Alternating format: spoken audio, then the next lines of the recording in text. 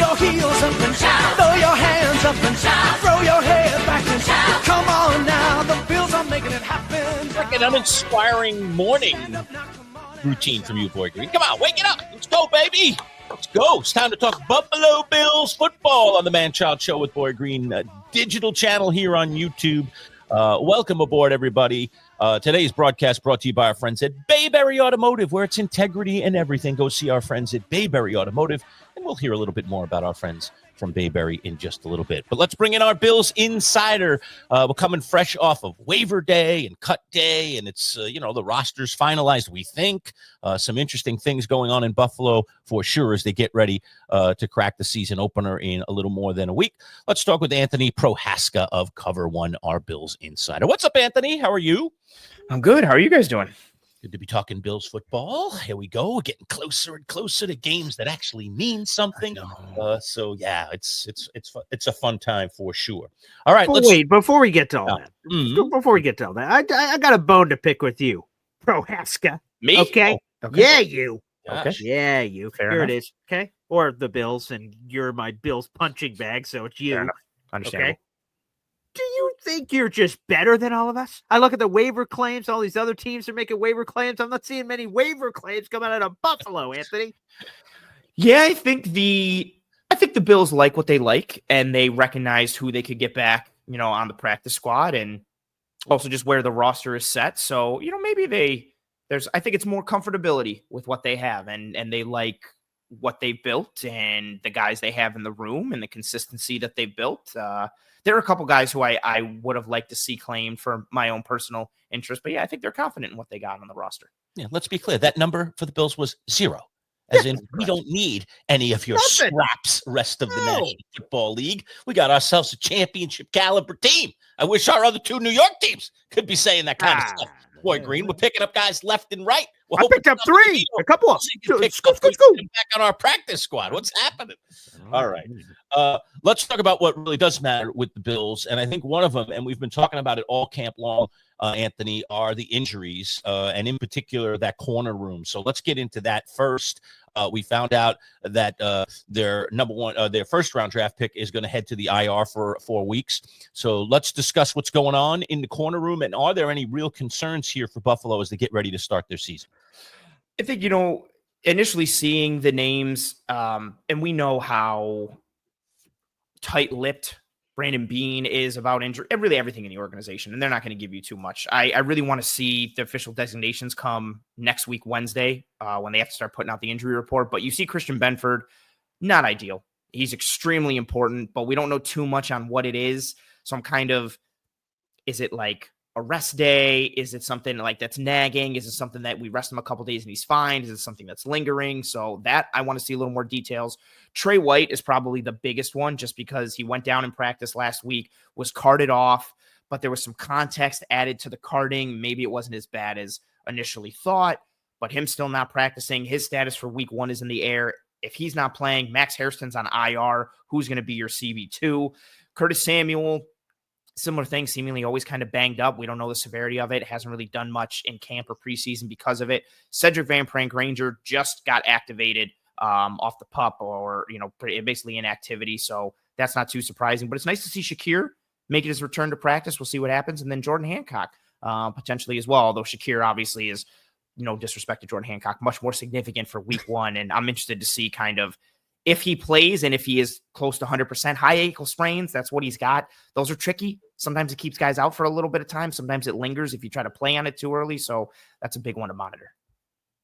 Yeah, so let's follow up on Shakir, because when we were at Bill's practice, I saw old Khalil in a boot, and maybe they're just being incredibly precautious with him. So to see him all the way back out there, I imagine he's one of the main straws that stirs the drink this year if Josh Allen's throwing the football to somebody.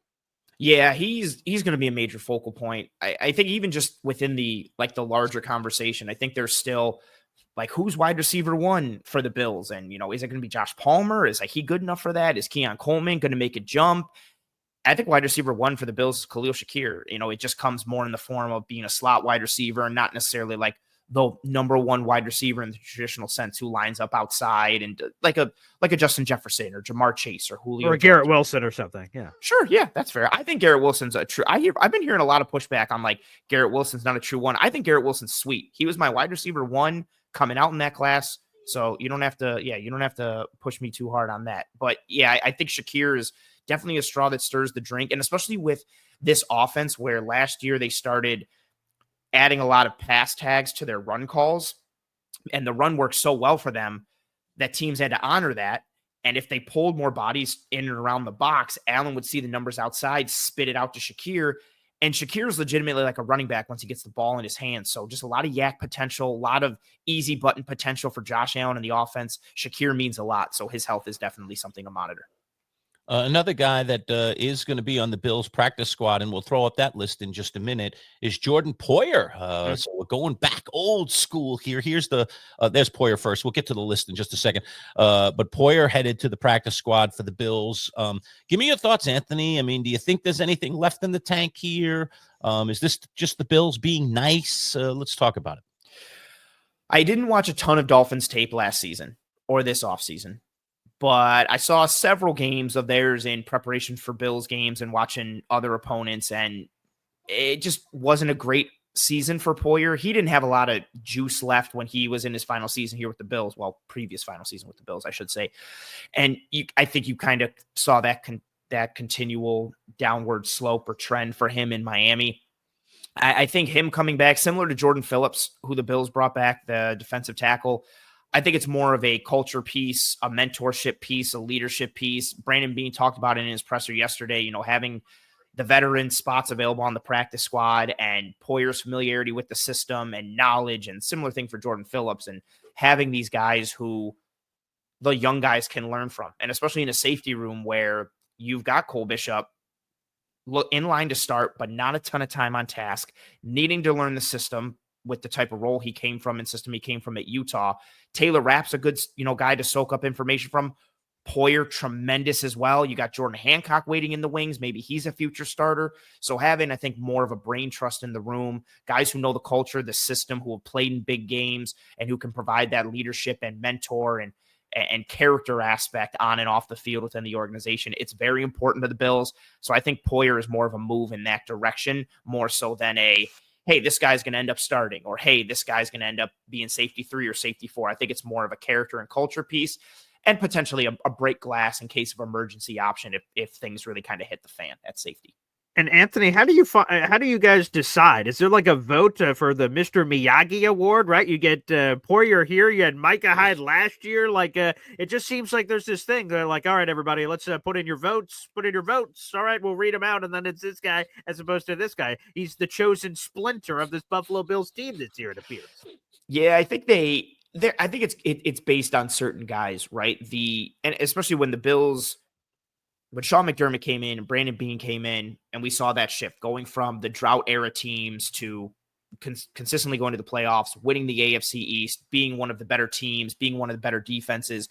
Poyer and Hyde specifically were really at the forefront of a lot of that with their play on the field, but with who they were as leaders off the field. They were a significant part of that. So I think it's really, like if Mitch Morse wanted to do something like that, I think he would have been welcomed back into the fold. Like there's certain guys who performed on the field, but who also were key cogs or pieces of the cultural or character fabric that has made Buffalo so strong. You hear it all the time, like new guys who come in, guys who leave. They talk about the culture and the team atmosphere and the family aspect. Poyer and Hyde were two guys at the forefront of that. So I think it makes sense for them to lean towards more of those guys to try to bring them in if they're not getting calls elsewhere. And this is also something too, a little nugget that they've been working on for a little bit. Brandon Beane mentioned that Sean McDermott and defensive coordinator Bobby Babich had spoken with Poyer back in May about potentially returning. So this is something they kind of kept under wraps and we're keeping tabs on, and we're eventually able to make work recently. Talking with Anthony Prohaska, Cover One, our Bills insider, again discussing cut day and the Bills not going to the waiver wire to pick anybody up. We're going to go through that practice squad group, Anthony, in just a moment. Today's broadcast is brought to you by our friends at Bayberry Automotive. Let's just take 30 seconds and learn a little bit more about our friends from Bayberry. Integrity is a word that some people just throw around in life. But at Bayberry Automotive, integrity is everything. Integrity of their mechanics, who are all experienced and certified. Integrity in the work they perform, with nothing but 5-star reviews from satisfied customers on Google. Integrity that goes along with family. A family-run business that treats you like one of their own. Integrity in everything. Bayberry Automotive. BayberryAutomotive.com. Located on Route 57 across from Bayberry Plaza, the premier choice for auto repair in Liverpool. Anthony Prohaska joining us. We're talking Bills football, our Bills insider. And let's talk about that practice squad. We'll throw up the list here and let's walk through it. Some names that people will recognize that have made their way back to that practice squad. Let's start with Frank Gore Jr. I mean, it's an interesting name, of course, because of what his dad did. We saw him out there in camp. He showed some promise. So let's talk about that youngster.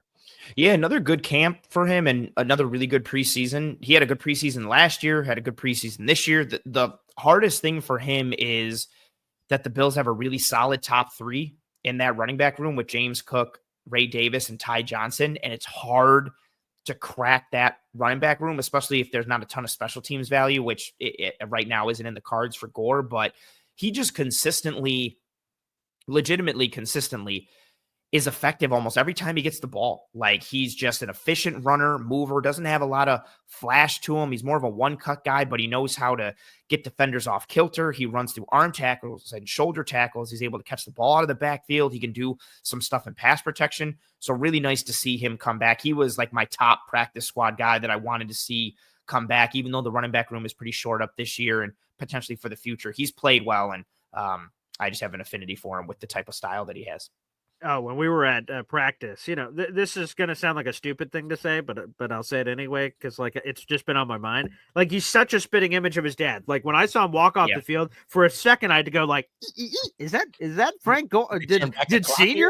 Yeah, did Senior slap on the jersey?" So, which makes sense because he's his son-in-law, and normally people look alike. So I've sort of been keeping that thought to myself until this point, but here we are. And then look at this, Jimmy Choo Choo Charlo, baby. When we came to our Bills practice, that I got a little alert. I'm like, Jimmy just got signed that morning. I'm like, oh, sweet. Jimmy, the former Army product, and of course spent an offseason with the New York Jets. And I saw a lot of Bills fans complaining, Anthony, because apparently with what they were showing on Hard Knocks, they said, "Oh man, they're highlighting Jimmy to the rest of the league here. He's about to get snatched up." So I saw a lot of Bills fans complaining, but I guess complaining all for naught because Jimmy ends up right back on the practice squad. Yeah, I think fans tend to overestimate the value of everybody on their team at times. And it's like, well, if we cut this guy, there's no way he's coming back. He's going to get picked up. He's going to get claimed. And Charlo, I think, kind of fell into that a bit, but he had a short amount of time here, had to pick things up as quick as he could because he got dropped in mid-camp, made several really good plays on special teams in the preseason and showed well in practice. And then they showed it in Hard Knocks, him playing nickel a little bit and trying to learn that on the fly, playing linebacker a bit. He's a high character guy. So I was happy to see him come back to the team. And also, even with just on that Hard Knocks episode, everyone they focused on, aside from Josh Allen and the quarterbacks and the biometric stuff, everybody they focused on were all guys who did not make the team. I was like, what are we doing here? Like, you're trying to build more attachment to all these guys. Oh, hey, let's look at Casey Rogers and the stuff he's doing with the dogs. Cut. Let's show Zach Davidson and what he's doing with the bike. Cut. Oh, hey, Jimmy Charlo for a whole bunch of the episode. Cut. Like, hey, KJ Hamler's great. Cut. It was just like we couldn't focus on one guy who was really going to make the team. That is interesting, especially as Hard Knocks has evolved.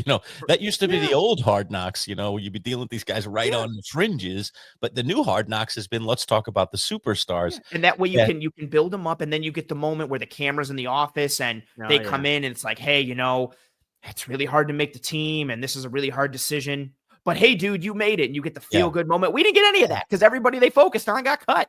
And a big shout out here to the Bengals. So they just did that where they told, I think it was a long snapper for the Bengals or some special teamer. And they have it all filmed. It's not a Hard Knocks thing. Obviously, it's just, they have NFL media. They could just do it. But they had the coach call up the player and say, hey, bring up your tablet. He's like, Oh, jeez, yeah, I know where this is going. And he comes up and says, bring up your tablet because we need to start game planning next week for the week one that's opponent. good. And it was this cool moment. So that went viral on Bengals social media over the week. So that was pretty cool. So I love it when they're able to do that. I love it. Yeah, the Ravens had some stuff yesterday. I think they showed the video of 3 guys who made the team, and GM Eric DaCosta had their jersey like tucked in his closet, and he officially presented it to him. Yeah, that stuff is cool. always super cool. But no, the Bills, Hard Knocks for the Bills is like, let's focus on all the guys who are going to get cut. We're going to get no feel-good moments, and that's it. Hey, one of the names I saw on that list getting back on the practice squad was Dan Feeney, the guy that I interviewed in Bill's camp. I like Dan. He was very, very nice. I mentioned it when we were talking a few weeks ago, how he introduced himself, asked, both my name and Paul's name. Players these days get to those off, those interviews in camp, and they just want to get it over with, and they don't care who you are half the time. And, Dan took the time to kind of get to know us, and I kind of loved and respected that. So I've been kind of in his corner, so I'm glad to hear that he's back with the Bills. Yeah, that was a cool little nugget you guys dropped when I was on the show several weeks ago, I think, when we first started doing this kind of regular series here. So it was cool to see him get back on the practice squad. And even the rest, I think that little O-line group there, Travis Clayton, you get the international exception, but then they bring back Kendrick Green, who played decent in the preseason as well. They've got a solid top, really 9 on the roster, and then there's probably going to be some moving and shaking once they get healthier and kind of maneuver the roster a little bit there. But yeah, it was nice to see Feeney. I as soon as I saw him, I was like, oh, that's nice. I remember you guys, dropping that nugget, and I was like, oh, that's cool. Good dude, gets to come back on the practice squad. Nice to see. All right, Anthony, let's flip the script. Let's turn it to you, pal. Okay. What are we not asking you that we should be asking you about the Buffalo Bills? Oh, I think probably about maybe the progress of the rookies, how Deion Walker's performed, how TJ Sanders has performed, and how, I think for me, how translatable that is to the regular season. I think there's a lot of hype right now amongst Bills fans with TJ Sanders to a degree, more so Deion Walker, because he had a lot more flashes in the third game against Tampa than TJ Sanders did. Plus, Deion Walker's 6'7" and huge, so he just naturally draws eyes and attention. But he performed well to the point, and again, fans are always very hyperbolic, so I'm not saying this in a judgy way, but I'm putting out film, and I got people telling me that Deion Walker's the next Chris Jones and how great he looks, and he should be locked up. And in all fairness, they're talking like he looked good. He's looked good, but you got Baltimore coming into town. It's going to, it's a baptism by fire right out the gate. And it's one thing to look really good against the 2s and 3s and 4s. It's another thing to look good against what I think is the best team in football, who wants to come in and punch through your face because they want to punch through your face, and they can. But I think that's a really interesting storyline to track. And they're going to have to play early. Larry Ogunjobi is suspended on that interior. So Sanders is defensive tackle 3, Walker's defensive tackle 4. They rotate the hell out of their defensive line. Same thing with the edges. We got some rookies playing there, or a rookie in Landon Jackson. So I think that's something to monitor and kind of watch how they perform early in week 1, but really to start this year. Anthony, way too early prediction. I know we're going to talk to you one more time before the season starts. How do you feel about the Bills entering this season, and how do you feel about the schedule that they face? You mentioned they come out of the chute with a very difficult opponent, but the schedule as a whole, how do you feel about it going into this season? It's always tough for me because the schedule is always based on like last year's records. So it's like, oh, they have the easiest strength of schedule and this and that, but it's really like, well, we don't know. By week 3, they could have the hardest schedule in the league based on how everything shakes out. And also because I'm very superstitious, so I'm going to dance around this. But looking at it, it is a favorable schedule. It looks. I think what also helps is, no disrespect to the Jets or anybody else in the AFC East, the rest of the AFC East is kind of finding themselves a little bit. So you play in a division where you have an opportunity to potentially sweep the division and, be the champ and the king in that division again, potentially. And then, you got the Chiefs and you got the Eagles and you got the Ravens. I think overall it is a favorable schedule, and I like it because overall I think it's favorable, but you do play several really good teams that are going to test you. Even Cincinnati, I think, is really going to test them. So I like the mix where I think they'll end up with a good record, but at the same time, you really get the ability to kind of go best on best, ones on ones, and see how you stack up with the better teams in the AFC and the better teams in the league. Overall. And tying it to the first part of the question, I feel good. I still do have trepidation about the run defense and the spine I'm worried about corner 2 and how healthy they can be there. And then some of the pieces on offense, having true separators on the outside, and if Josh Palmer can be kind of the prince that was promised, what Keon Coleman can be, what Dalton Kincaid can be, and how that ties into the run game and how defenses stack the box or don't versus the run. But overall, I feel good. And like we talked about last week, I think they're one of the better teams in the league with legitimate Super Bowl aspirations and odds and chances. And it's just a matter of if they can navigate the matchup waters correctly.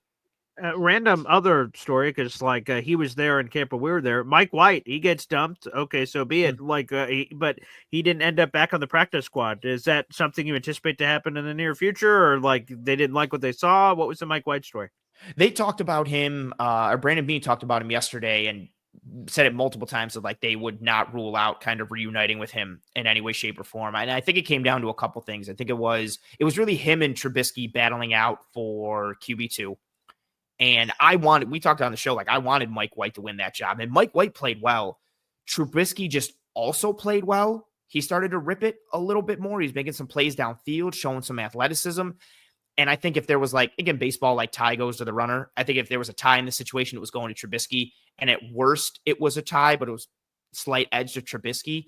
And then Shane Buechele, he's the practice squad QB. They just really, really like him. The way he commands the offense, his athleticism, combined with his ability to throw. Chris Hess on Hard Knocks talked about it. His throwing motion is so natural and so beautiful. They've had him kind of tabbed for a couple of years, but he got banged up a couple of years ago. They really like him. They gave him the keys for the entire game against the Bucs, which I think kind of showed that even further. So I think it was more of them liking Trubisky and liking Buechele more so than not liking Mike White. But if anything were to happen to either guy, I think they'd immediately bring Mike White back because they really liked him and he did well this year. Hey, and by the way, I saw KJ Hamler. Of course, he was cut, but he didn't make the practice squad. So what are we going to do without the scooter roaming around? I mean, I feel at a loss here. I mean, he's kind of one of the stars, dare I say, so far of this Hard Knocks series. Yeah, he was a star, and he received a lot of focus, just like everyone who got cut. So I'm also with you to be who are they going to talk to now? Who are they going to show? Who do they go to, and how do they focus on any of the cut pieces? Do we see the sadness for KJ Hamler getting? Yes. Do we see that? I don't want to see it. I would probably fast forward through it because I don't want to see it. But yeah, I think that's a very valid question. Who? Because he was really entertaining. And he was a fun player. And I don't know who they're going to focus on now or who they're going to go to for their comedic. They'll probably just go to Deion Dawkins and be hey, man, we need 10 minutes of funny filler stuff. Can you just do funny stuff? We're going to follow you around all day. Hey, look, Jim Brown left to do movies. Maybe Hamler could do the same. Maybe he's found a new calling outside of football. Fair point. You never know. Could be a stepping stone. Anthony, is this roster settled now for Buffalo? There's obviously still a little bit of time throughout the rest of this week before we get to officially game week of Bills-Ravens Sunday Night Football. God, that should be a good one. I can't wait to preview that one with you next week. But is the roster for Buffalo basically settled now? I think so. There are some rumblings of another potential addition that may be happening today. So we'll see if that potentially happens. It's a decently big name for the Bills. Not big name in the landscape, but it'll be polarizing amongst fans, which would be interesting if it happens. But I think largely, this roster's set. I think the only thing we're really kind of keeping an eye out for is the injuries and then the suspensions, right? When Max Hairston can come back, when Michael Hoyt can come back, when Larry Ogunjobi can come back, what moving and shaking happens in response to that.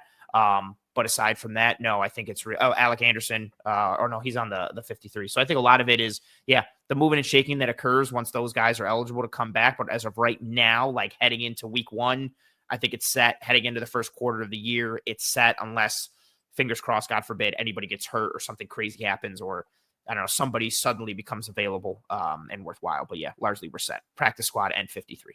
Anthony, I wouldn't be doing my job if I didn't ask the follow-up question. There's a name that could be added, potentially polarizing for Bills fans, not for NFL fans, for Bills fans, but then you didn't say the name. So who the hell are we talking about here? I'm not going to say the name, but it is things are fickle. And, sometimes you think things are happening and they don't, but okay, so you don't want to jinx it is what you're saying. Kind of, yeah. I don't like it, not even just for me, but for the person. I am so super, and it's not because he's not confident in the source or this and that. I'm just, as we do this more, and you've seen it already, I am extremely superstitious. about everything. I don't do game predictions. I don't do record predictions. Okay. I feel confident. I grew up as a Bills fan and a Red Sox fan. And even though the Red Sox have World Series now in my time, several. Yes, several, 4. I will never feel confident in anything ever. In sports, I'm constantly paranoid. I'm also a Barcelona fan. They've lost to Inter in the semifinals of Champions League. I don't know, like, I'm secure in nothing. So no walking under ladders, no stepping on broken bags of glass, no black cats. No, black cats, I'm okay. Broken glass, okay. I avoid just because I don't want to get broken glass in my shoes or feet or whatever. Makes sense. Okay. Ladders, I'm iffy. The biggest one for me is, and I don't know if either of you guys have ever done this, if you're like walking down the street with someone, you don't split the pole.